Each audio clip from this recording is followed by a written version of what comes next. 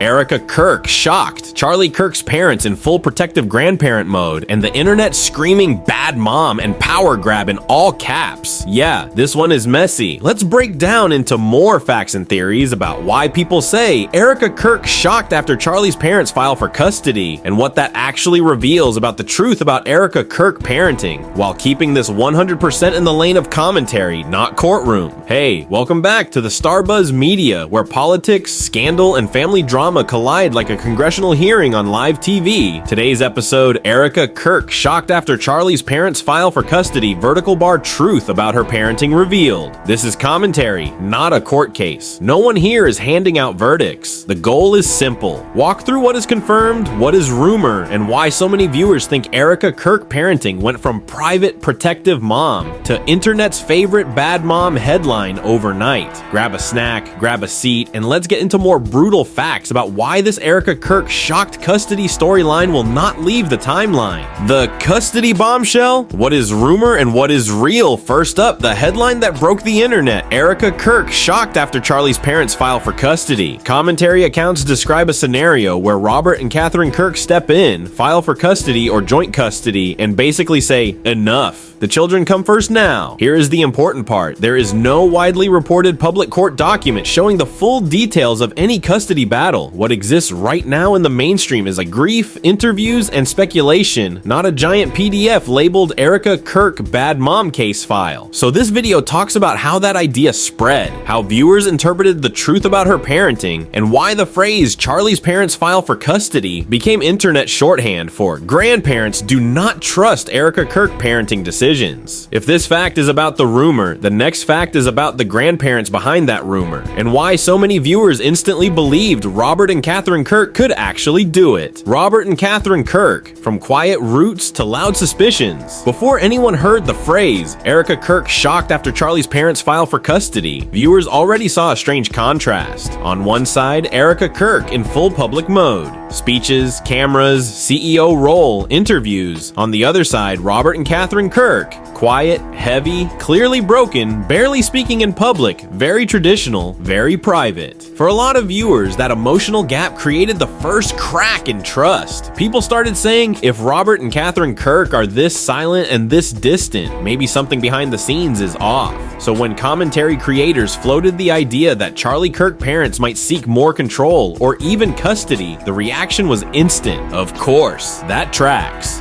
But if grandparents are the emotional background, the next fact is where the truth about Erika Kirk parenting story begins. Long before any custody talk, the original protective parents, Charlie Kirk and Erika Kirk, keep the kids invisible. Before the Erika Kirk shocked headlines, there was actually a very different truth about Erika Kirk parenting story. For years, Charlie Kirk and Erika Kirk kept the children completely off social media. No baby face thumbnails, no family vlogs, no holiday photos. In interviews, Erika Kirk talked about kidnapping threats and death threats, and Charlie Kirk reportedly insisted on protecting the children's identities at all costs. That older version of Erika Kirk parenting looked cautious, private, and extremely security focused. So the question becomes, how did the narrative flip from hyper-protective parents to Erika Kirk bad mom and Charlie's parents file for custody in record time? The answer starts to show up in the next fact, the moment that broke the internet's heart and started a war over how Erika Kirk talks to the kids. Work trip with Jesus, the comfort line that split the audience. In a widely discussed interview, Erika Kirk described how the oldest child keeps asking where Charlie Kirk is.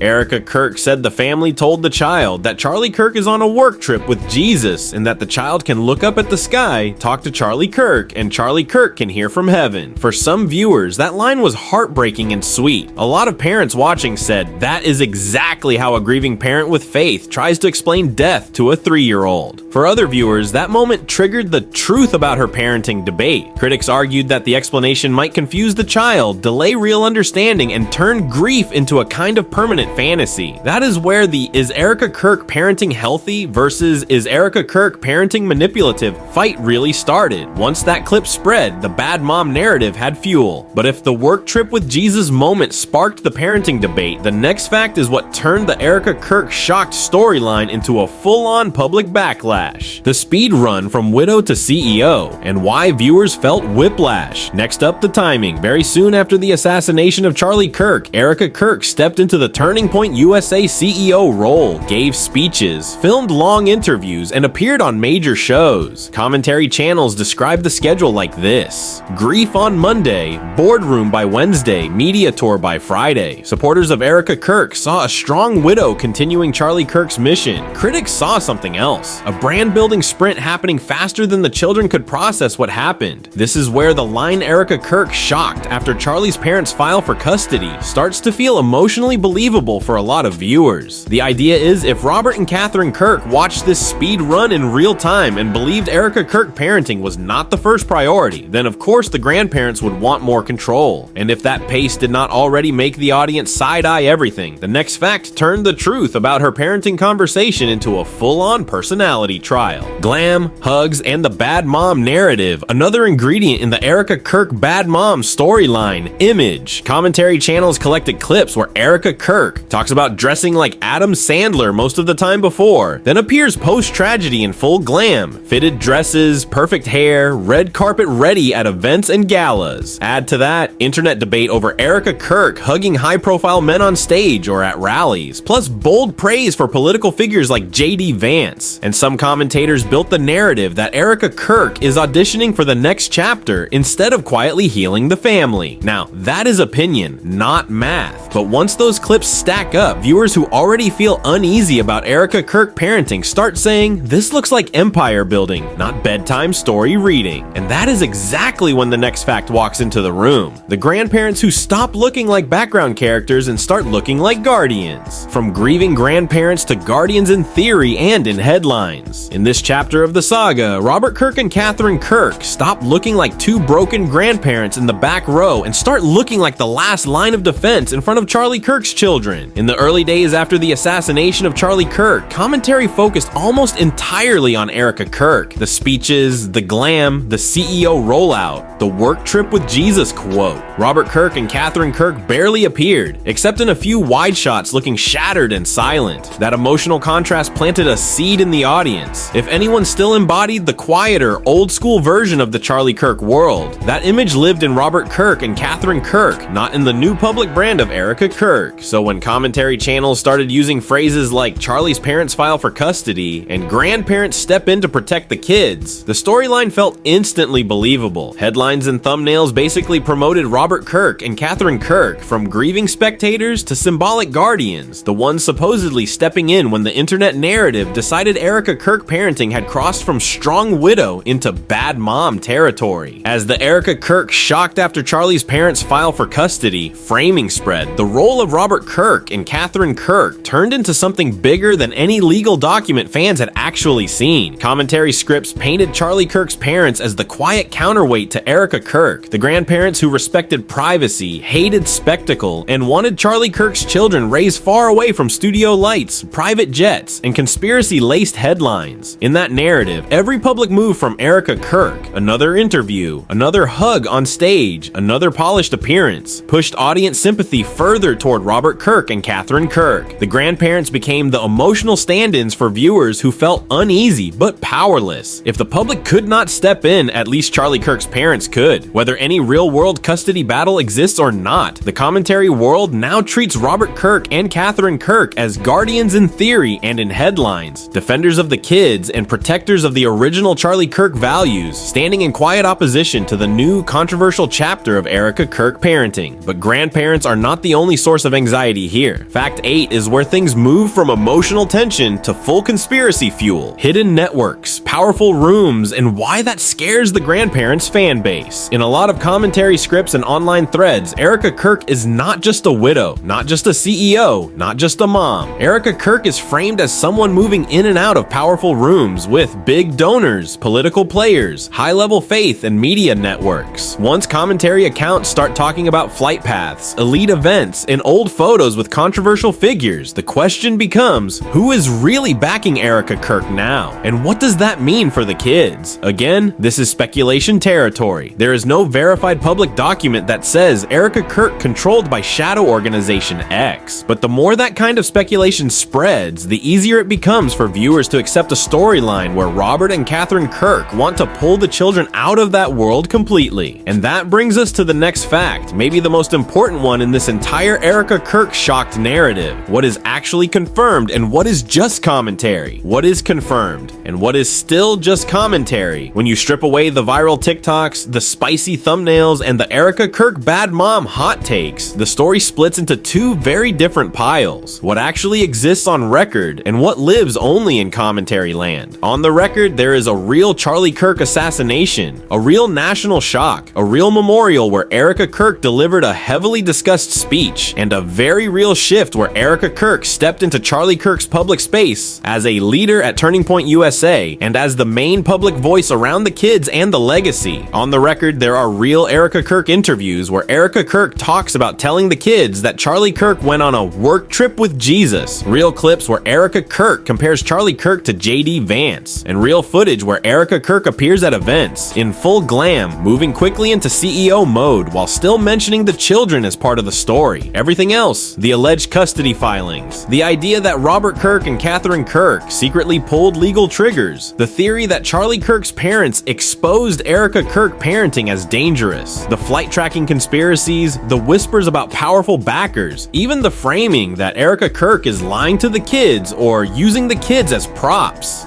All of that sits in the commentary pile. Claims, interpretations, and narrative building from creators, not confirmed findings from a court, not official statements from investigators, not hard evidence that proves Erika Kirk is a bad mom or that Charlie Kirk's parents are legally winning anything. In other words, the confirmed part is the public behavior everyone can see, the interviews, the tone, the speed of Erika Kirk's comeback, the silence or distance from Robert Kirk and Catherine Kirk.